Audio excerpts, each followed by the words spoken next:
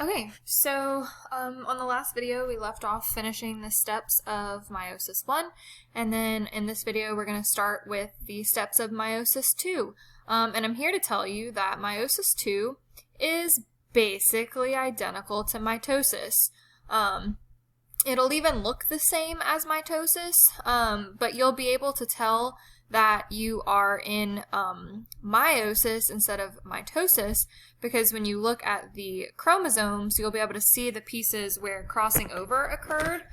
So you'll be able to see, like for example, if you look over here, you can see that there's a blue and red piece here, there's a red and blue piece here, over here, right? So if you were to look at a picture and I would say, hey, tell me, is this mitosis or is this meiosis II? You would be able to tell me based on if you see crossing over has occurred or not. Otherwise, if you look at this, it really looks exactly like mitosis. You have the chromosomes lining up on the metaphase plate. They're lining up in a straight line. They're not in pairs. And then the sister chromatids are being pulled apart, therefore creating the daughter cells that have that each have just half of the DNA. Instead of all 46, there is only 23 chromosomes in each of these cells. The other way that you can tell the difference is because now there are 2 cells that are needing division instead of just 1. And then you're ending with 4 cells instead of just 2. But the process here is exactly the same. Prophase 2, metaphase 2, anaphase 2, telophase 2, and cytokinesis. And the same things are happening in the steps of these as was happening in the steps of mitosis. But it's happening in 2 cells instead of in 1 cell, and you're creating 4 cells by the end of it instead of 2 cells. So now we get to talk about all the cool stuff about meiosis. Here's a slide that just kind of compares the two very briefly. I do want you guys to be able to tell me the difference between the two. Hopefully you know the first bullet, so I'm not going to really spend more time talking about that, but make sure you know that first one.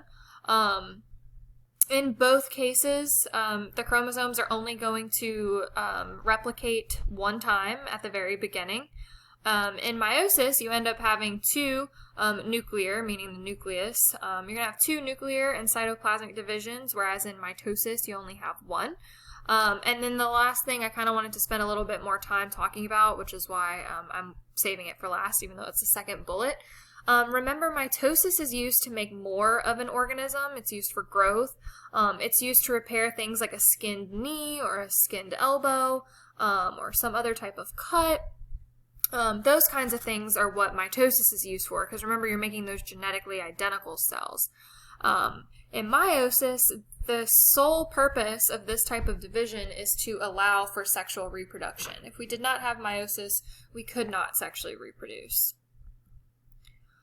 So all of the cool things that happen in meiosis are going to happen in meiosis I, which should not be a surprise to you since I just told you that meiosis II looks exactly like mitosis. All the cool things happen in meiosis I.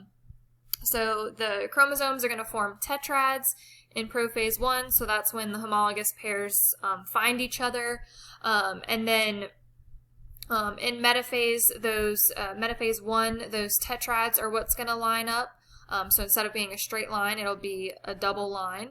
And then during anaphase 1, the homologous chromosome pairs are separated, but the sister chromatids are still attached to each other. And then also the other cool thing that happens in meiosis I again is during prophase 1, and we have crossing over happen. But all the cool stuff, again, happens in meiosis I. At the end of meiosis I, there are 2 haploid cells. That was what I kind of had explained a video or maybe 2 ago.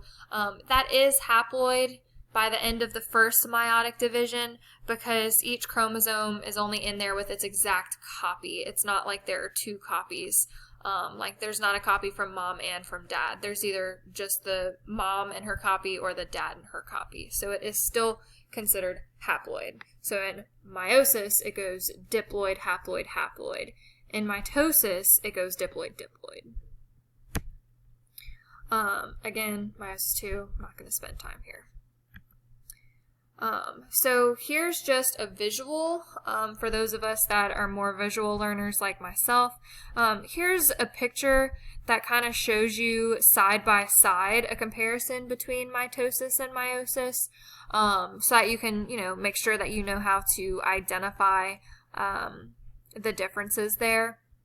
But I did want to take a second just to show you this very final result at the end of meiosis.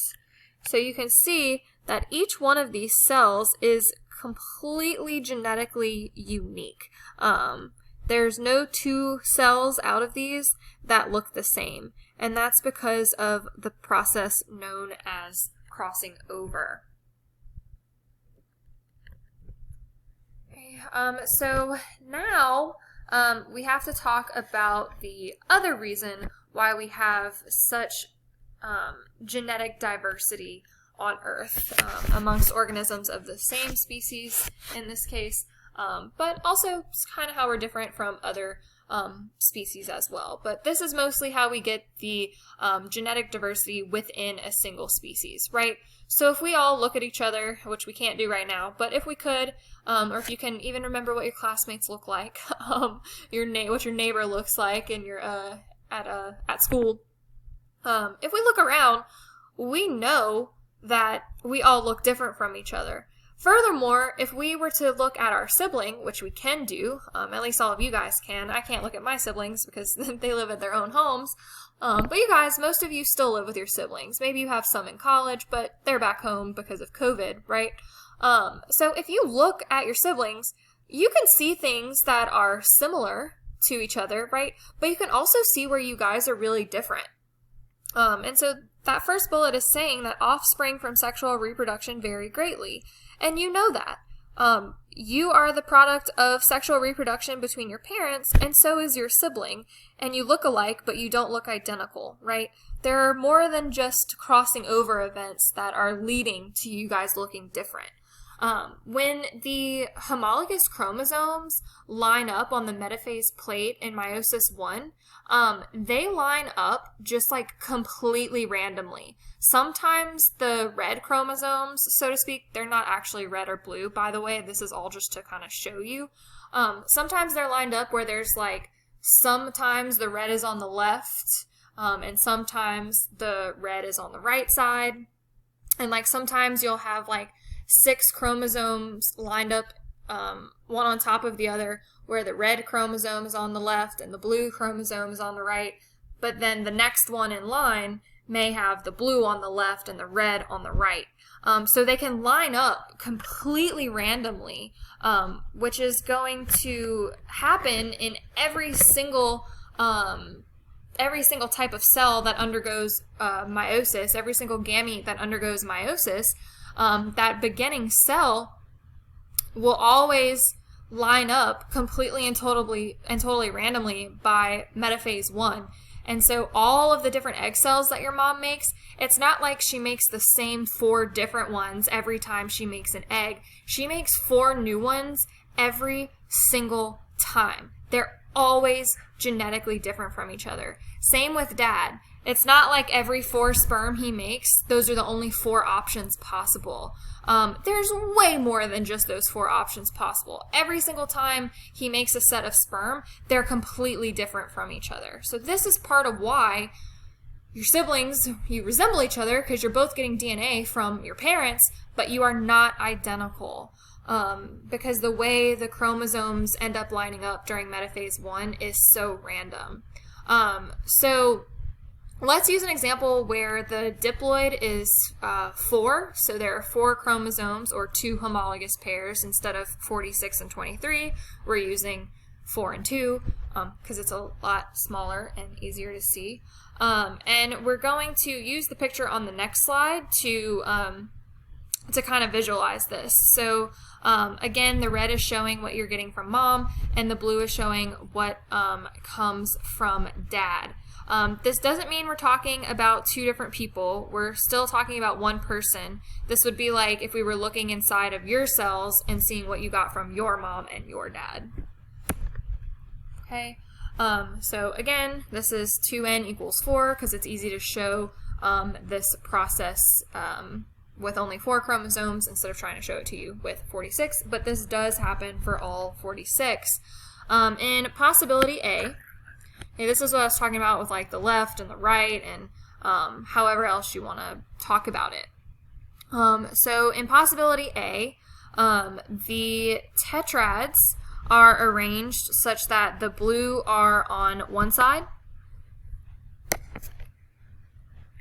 Right, so this is metaphase 1, and the red ones are on the right side.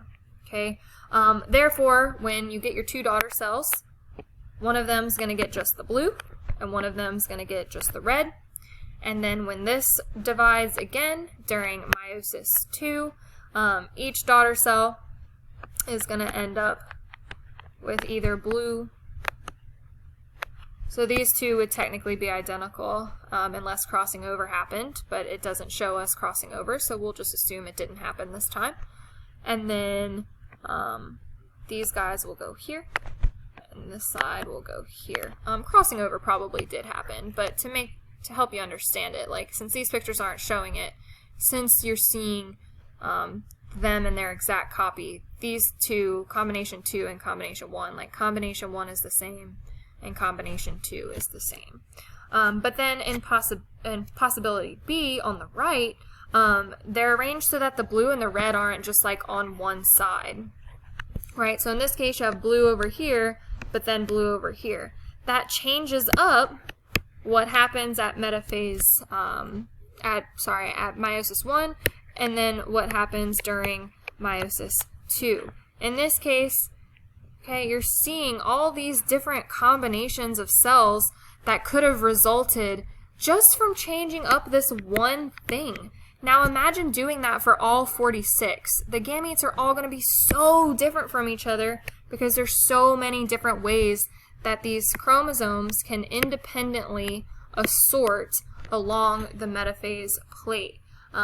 Independent assortment just means that what one set does, the other set doesn't have to follow. So just because this set lined up where blue is on the left and red is on the right, that doesn't mean this set has to line up like that. It could have, like we have over here, but it didn't. It lined up independently of what the other chromosomes were doing.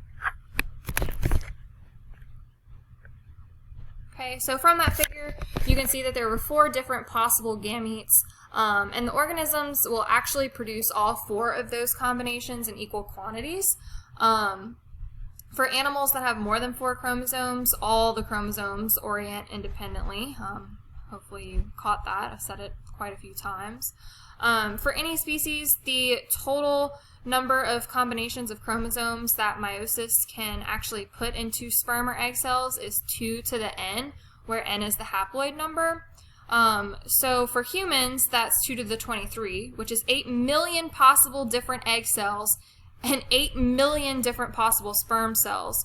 And so at fertilization, which is also completely random because people randomly pick their partners, and then the random sperm or egg that they happen to make that particular time that they decided to sexually reproduce, whichever ones they had at that time, that's what's going to come together. So 8 million possibilities from yourself or from your mom combines with the 8 million possibilities that either your partner or you can say your dad, whatever combination of those comes together, that's going to be 64 trillion possible outcomes. So out of all of the possible U's there could have been, the 64 trillion possible U's, you are the one that came out. So if you're ever feeling down about yourself or you're feeling sad, just remember out of 64 trillion, you're the one that made it. So congratulations.